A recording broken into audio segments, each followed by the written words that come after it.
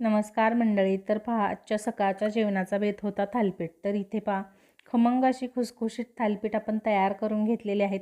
या थालीपीठाची भाजणी मी घरीच तयार करते. हे भाजणीचे थालीपीठ आपण तयार केलेले आहेत. तर पहा, एखादा कॉटनचा रुमाल घ्यायचा आहे, यावरती हे थालीपीठ थापून घ्यायचं आहे. थापण्यापूर्वी रुमाल ओला करायचा आहे.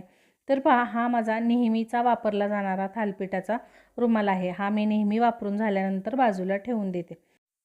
तवा अगदी हाय फ्लेमवरती गरम करून घ्यायचा आहे. माझा जरा जास्तच गरम झाला, यामुळे मी थोडा कमी केला आहे. थालीपीठ टाकल्यानंतर मात्र मी इथे गॅस वाढवलेला आहे.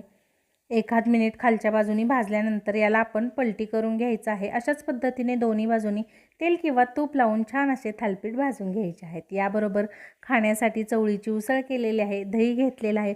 खमंग अशा फोडणीतला दही भातही आपण तयार केलेला आहे.